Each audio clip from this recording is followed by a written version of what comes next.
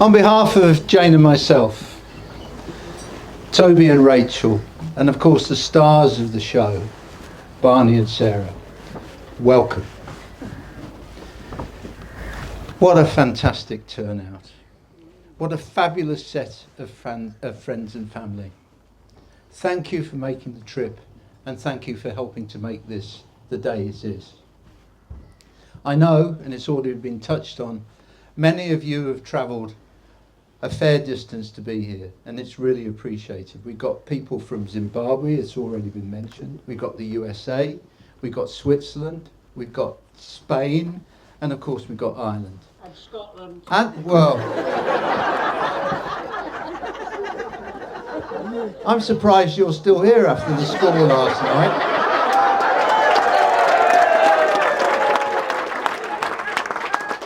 I thought you'd be in mourning. I'd like to start by, well, what a fantastic setting.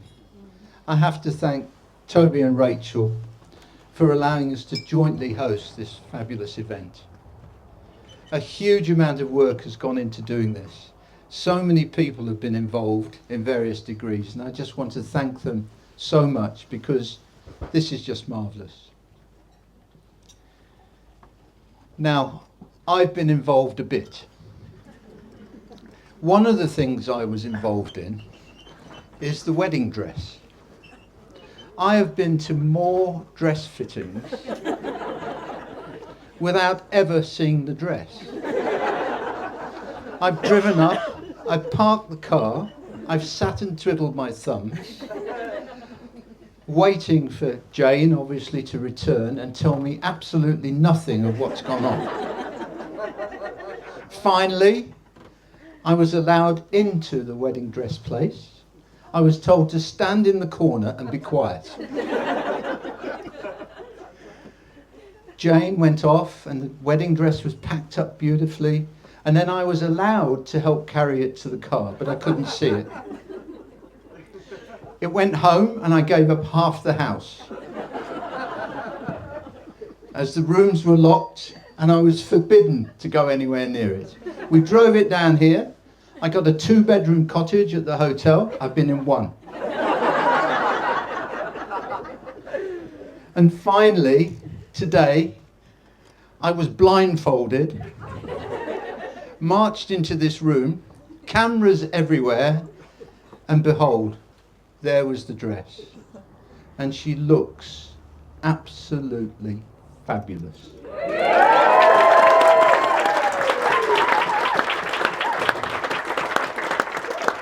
Unbeknownst to me, on her veil, she had arranged to have the names, and I don't know whether you've managed to see it, but she's had the names of all the grandparents embroidered on the bottom of the veil. So her grandparents, Barney's grandparents, and of course we're delighted that Dudley and Barbara are with us today. But sadly, the others are not. And I know they would all love to be here. And I also know that many of you have suffered over the last period of time some sadness. And whilst it's a very, very happy day, we should also reflect and think about those people who would just love to have been here. And all I can say, if my bunch are anywhere where they can get a drink, they'll certainly be getting one today. I've lost my train of thought, I've gone emotional.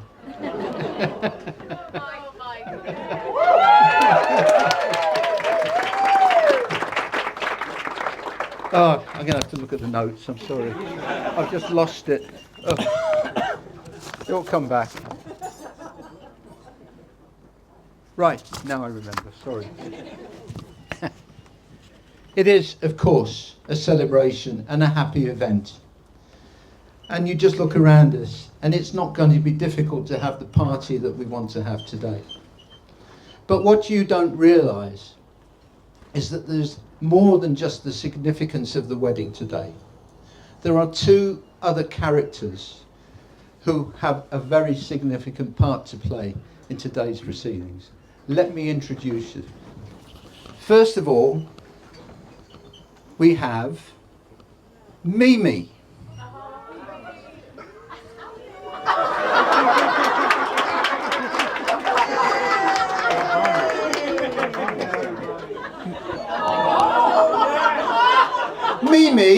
Sarah's lifelong companion.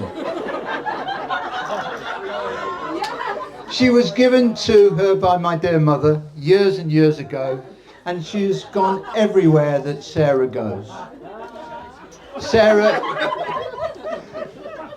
When Sarah met Barney, there was a bit of a challenge.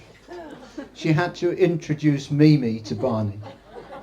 How did Barney handle this? Because basically, if he couldn't accept Mimi, it was a showstopper. He had the perfect response. Let me introduce you to Ravi!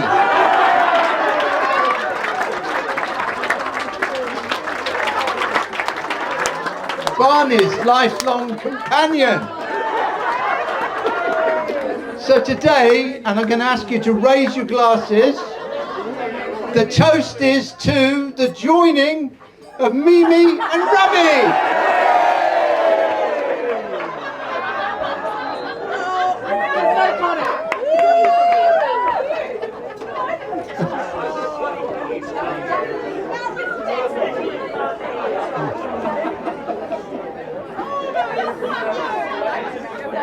Okay, now,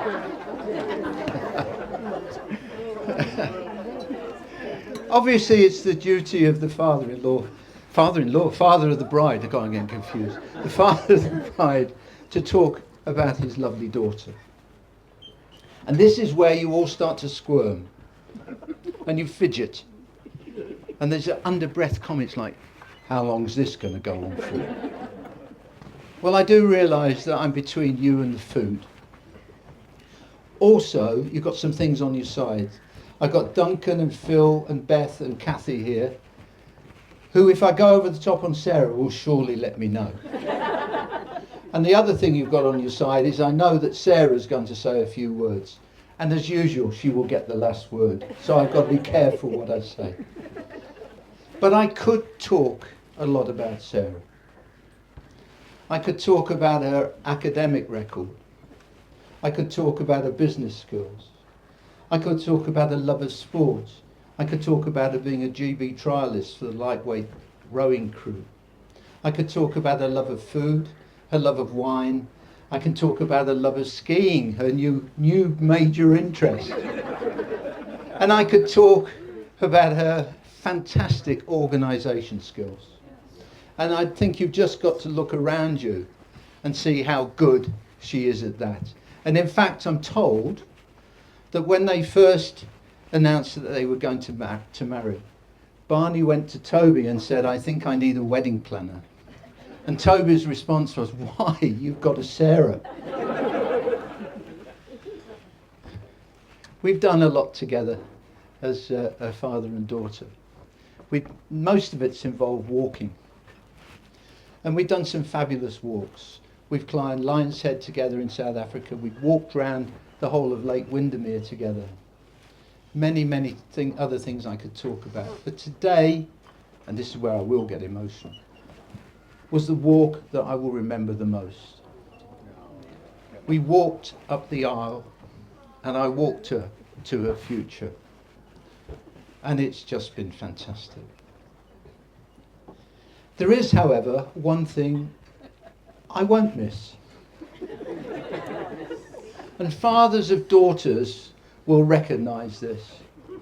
It's the, is Daddy there phone call?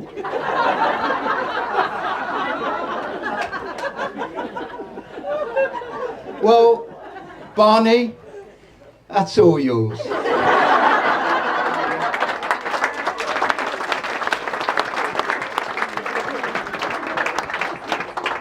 And while we're on the subject of Barney accepting things, I have to point out how impressed I've been by how easily he's accepted the constant reduction in his wardrobe space and the almost regular arrival of new handbags.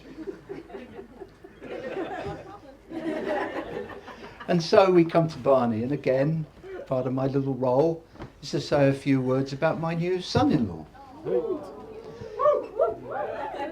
He joins a fairly exclusive club. I have two others. I have Carl and I have Brendan, and I have my lovely daughter-in-law, Lula, who I can't see. Oh, here she is, yeah. So it is a club to belong to. Now I have to talk just a couple of little stories about Barney. The first one was when we met. Now, blokes, you know, when you meet someone, you're either a hugger or a shaker, and I'm not allowed to do the sign because it might be misinterpreted. And you'd look at me, you know, fairly aged, grey hair, and you say, got to be a shaker. Well, actually, I'm a hugger. So the first time we met Barney, he hadn't been briefed. And you would assume, well, I would assume he'd have guessed me as a hugger because I'm that sort of guy. But he didn't. He had me down as a shaker. So as we approached each other, any third-party observer would have seen this young bloke punch an old guy in the stomach while the old guy tried to strangle him.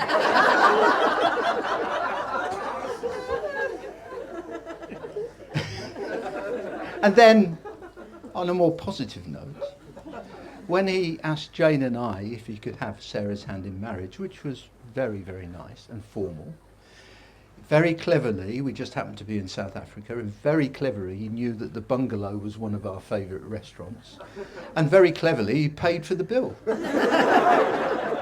So it would have been very, very rude to have said no. I expensed it.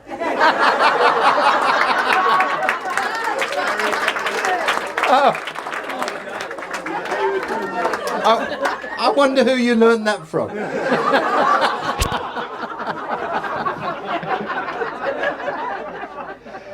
And now, again, I could talk about Barney in detail. I could talk about his business skills. I could talk about his love of cooking, particularly barbecuing. And I do hope you get the green egg. I could talk about cricket, and cricket, but not wicket keeping. Just a little side story. There's a fantastic picture. I don't know whether you've ever seen it, but it's something that it's a treasure. It's a picture of Barney and Toby at the crease together, playing cricket on their local pitch. I'm told it didn't last very long, but it is a fabulous picture. Then there's rugby. Well, he's so loud. But Jane is very loud too. And it's a frightening picture when the two of them are in the room watching an England game. It's really frightening. But enough of that. Today is really about the future. And their future just looks so bright. They have a fabulous love for each other. Don't you? They have great jobs. And above all, they have such a great circle of friends and family. And I want to celebrate that last bit just for a moment, if I may. And this is where I do come back to Scotland. There's some very good things come out of Scotland. Not much. Not much, apparently. One of them is a tradition that we've kind of adopted from some very good friends of ours. And it involves a thing called the quaich. I've probably pronounced that wrong. Quaich, I've been corrected, sorry. What it is, it's Gaelic and it stands for the loving cup. And traditionally at Scottish weddings, the couple toast themselves. But just as significantly, they toast the joining of two families. And that's what this is. That's what this occasion marks, as well as anything. So I'm going to ask Toby, if he would. Now, let me explain the whiskey. It's traditional to use a nice malt. I have a affinity with the Hebrides. The malt that I've chosen is the first malt produced in the Isle of Lewis for many, many, many years, and it's called Heorach. And Heorach basically means the people. So I'm going to ask Toby, if he would, to pour a little hierarch into the quaich and pass it to our couple and ask them to toast themselves and to toast all of us.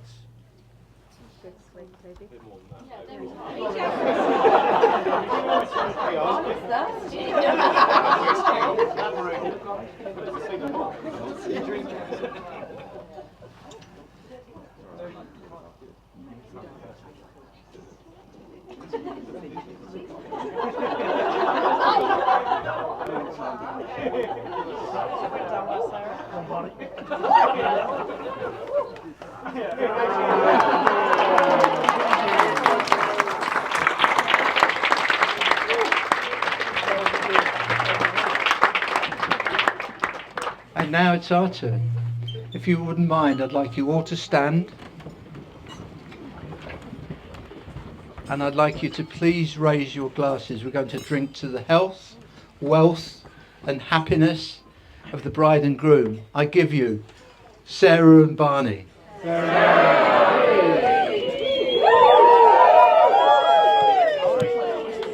Thank you. All right.